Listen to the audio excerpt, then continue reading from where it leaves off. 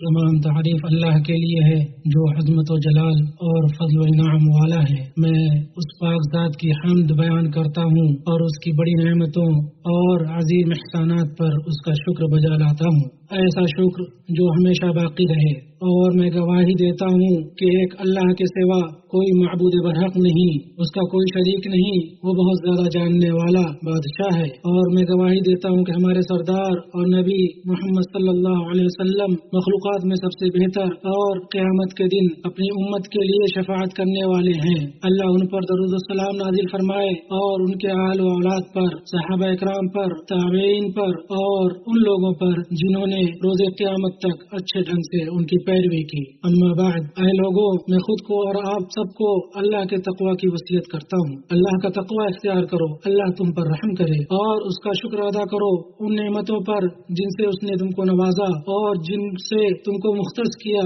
اور جو تمہیں عطا کیا۔ تم پر اللہ تعالیٰ کی بے شمار نعمتیں جاری و ساری ہیں۔ فرمان الہی ہے، اگر تم اللہ کی نعمت کو شمار کرنا چاہو تو تم انہیں شمار نہیں کر سکتے۔ اے مسلمانوں، اللہ تعالیٰ نے انسانی نفس کی تخلیق کی اور اس میں اخلاق و خصائل ودیت کیے تاکہ وہ ان چیزوں کے ساتھ زیادہ ہم آہنگ اور متفق ہو سکے جو اسے اس کے دین و دنیا میں درپیش ہوتی ہیں۔ چنانچہ محبت و بغض، رضامندی و ناراضگی، بردباری اور نادانی، سنجیدگی و جلد بازی، سخاوت، بخیلی وغیرہ یہ سب ایسے ضروری جبلی اخلاق میں سے ہیں جن سے کوئی بھی چاہے وہ کتنا ہی بڑا ہو خالی نہیں ہے۔ اللہ تعالیٰ نے شریعت میں اس نفس کو پاک اور مہذب کرنے کا مکلف بنایا ہے تاکہ اس کے ذریعے انہیں متقیوں کے راستے اور نیک مصلحین کے طریقے پر چلائے۔ جان لو، ان خصلتوں میں سے بندوں پر سب سے زیادہ اثر کرنے والی خصلت مانوس اور عادی ہونے کی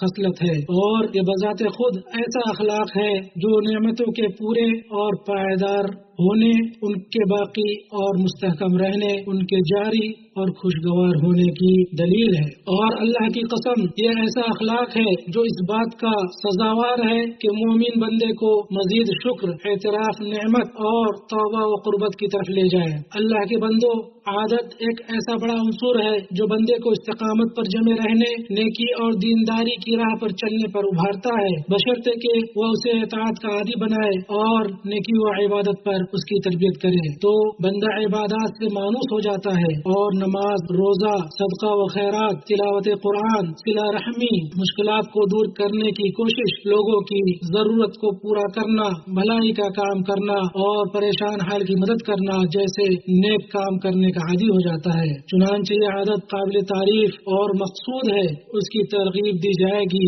اور اس سے آراستہ شخص کی قدر کی جائے گی، اور اس سے بہرہ مند فرد دیدہ زیب ہوگا جب وہ اپنے نفس کو اطاعت کے راستوں پر چلائے گا تو یہ اس کی عادت بن جائے گی جس سے الگ ہونا اس کے لیے مشکل ہو جائے گا اور وہ خود کو اس کے بغیر تصور نہیں کر پائے گا۔ اور اللہ کی قسم، یہی ہدایت، نیکی، درستگی اور اچھے اثر کی توفیق ہے۔ اللہ کے بندو، اچھی عادت کی مثالوں میں سے وہ عادت ہے جس سے اللہ نے انسان کے اندر ودیت فرمائی ہے، جیسے مصائب کا عادی ہونا اور مشکلات کو برداشت کرنے کی طاقت ہونا، اور اگر یہ چیز نہ ہوتی تو ان لوگوں کی زندگی پاکیزہ نہ ہو پاتی جن پر مصیبتیں نازل ہوئی اور مشکلات نے ان کو ہر طرف سے گھیر لیا، کیونکہ مصیبت کا صدمہ اپنے پہلے وہلہ ہی میں ہوتا ہے، جیسا کہ نبی صلی اللہ علیہ وسلم نے فرمایا، صبر پہلے صدمہ کے وقت ہی ہے، پھر جلد ہی اس کی شدت کم ہو جاتی ہے اور اس کا معاملہ آسان ہو جاتا ہے۔ لہذا اللہ کی قضا پر ایمان رکھتے ہوئے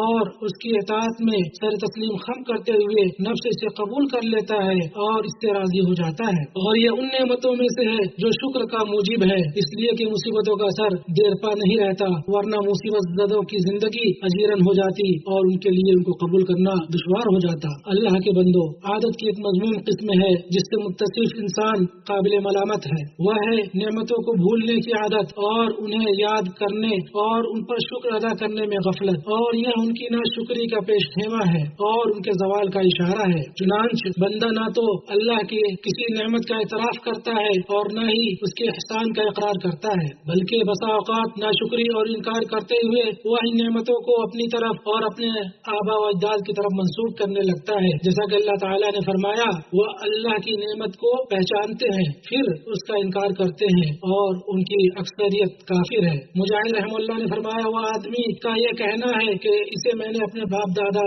سے وراثت میں پایا ہے، اور اس کا علاج یہ ہے کہ نعمتوں کو شمار کرنے اور ان کا احساس کرنے پر حریص رہا جائے، اللہ تعالیٰ کے لیے ان نعمتوں کا اعتراف کیا جائے اور ان کو یاد رکھا جائے، اور ان کے بعد زبانی اور عملی طور پر اللہ کا شکر و حمد کیا جائے۔ اللہ کے بندو، اللہ کے تقوی اختیار کرو اور مانوس اور عادی ہونا تمہیں ان نعمتوں اور لذتوں کو نہ بھلا دے جن میں تم ہو، اور جو کچھ تمہیں تمہارے رب نے نوازا ہے ان پر اس کا شکر ادا کرو، اور اپنے اوپر اللہ کی نعمتوں کو ہمیشہ یاد رکھو اور اس سے دعا کرو کہ اس نے جس بہترین فضل و احسان اور عظیم نوازش و انعام کا تمہیں عادی بنایا ہے اس سے تم کو محروم نہ کرے۔ میں اپنی یہ بات کہتا ہوں اور اللہ سے اپنے لیے اور آپ کے لیے اور تمام مسلمانوں کے لیے ہر گناہ سے مغفرت طلب کرتا ہوں، تو تم بھی اس سے مغفرت طلب کرو، یقیناً وہ مغفرت والا اور رحم کرنے والا ہے۔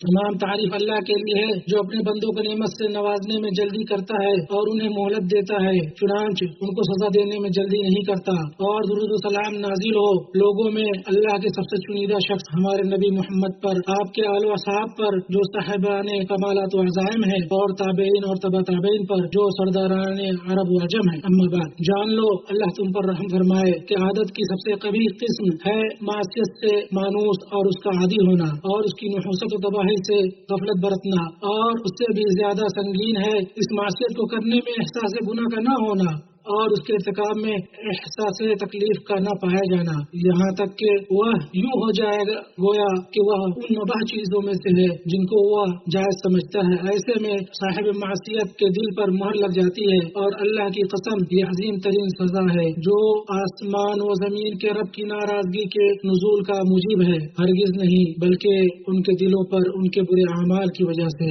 زنگ چڑھ گیا ہے۔ اللہ کے بندو، اس سے شفا یابی برابر اللہ کی بارگاہ میں رجوع اور توبہ کرنے میں ہے، تاکہ نفس کے اندر گناہ اور غلطی سے وحشت اور ہر لغزش و خرابی سے نفرت باقی رہے۔ اور یہ ایمان کی علامتوں میں سے ہے۔ جامع ترمذی میں آیا ہے کہ جس شخص کو اس کی نیکی خوش اور اس کی برائی غمزدہ کرے تو وہ مومن ہے۔ اسے امام ترمذی نے صحیح کہا۔ یہ سب باتیں ہوئی اور درود و سلام بھیجو اللہ تم پر رحم فرمائے اللہ کے سب سے بہترین مخلوق محمد بن عبداللہ پر، جس کا تم کو تمہارے رب نے حکم دیا۔ اللہ عز و جل نے فرمایا اللہ اور اس کے فرشتے نبی پر درود بھیجتے ہیں، اے مومنو تم بھی ان پر درود اور خوب سلام بھیجو۔ اے اللہ درود و سلام اور مزید برکت نازل فرما اپنے بندے اور رسول ہمارے نبی محمد پر۔ اے اللہ تمام صحابہ کرام سے، تابعین سے اور قیامت تک اچھے طریقہ سے ان کی پیروی کرنے والوں سے راضی ہو جا، اور ہم سے بھی اپنے عفو سخاوت اور کرم سے راضی ہو جا۔ اے اللہ اسلام اور مسلمانوں کو غلبہ عطا فرما، دین کے قلعہ کی حفاظت فرما اور اپنے موحد بندوں کی مدد فرما اے رب العالمین۔ اے اللہ پریشان حال مسلمانوں کی پریشانی دور فرما، مصیبت زدوں کی مصیبت دور فرما، قرض داروں کا قرض ادا کرا دے، ہمارے اور مسلمانوں کے بیماروں کو شفا دے دے۔ اے اللہ ہمیں ہمارے وطنوں میں سلامتی عطا فرما، ہمارے سربراہوں اور ہمارے حکمرانوں کی اصلاح فرما، اور ہمارے سربراہ اور ہمارے حکمراں کی حق اور توفیق کے ذریعے مدد فرما۔ اے اللہ ان کو اور ان کے ولیعہد کو اس چیز کی توفیق دے جس میں بندوں اور ملکوں کی بھلائی ہو، اور جس میں اسلام اور مسلمانوں کی سرخروئی ہو۔ اے رب العالمین، اے اللہ سرحدوں پر معمور ہمارے فوجیوں کے نشانہ کو درست فرما۔ اے اللہ تو ان کا حامل و ناصر و مددگار و معین ہو جا۔ اے اللہ تو اپنی آنکھوں کے ذریعے ان کی حفاظت فرما جو کبھی سوتی نہیں۔ اے اللہ تو انہیں اپنی حفاظت میں لے لے جس کو نشانہ نہیں بنایا جا سکتا۔ اے رب العالمین، اے اللہ تو ہمیں اپنی خشیت عطا فرما جو ہمارے اور تیرے نافرمانیوں کے درمیان حائل ہو جائے۔ اے اللہ تو نے ہمیں اپنی خوبصورت نعمتوں اور نوازش کا عادی بنایا، اسے ہمیں محروم نہ کر۔ اے اللہ ہمیں دنیا و آخرت کی نیکی دے اور بھلائی عطا فرما، اور ہمیں عذاب جہنم سے نجات دے۔ سبحان ربک رب العزت عما یصفون وسلام علی المرسلین والحمد للہ رب العالمین۔ تمام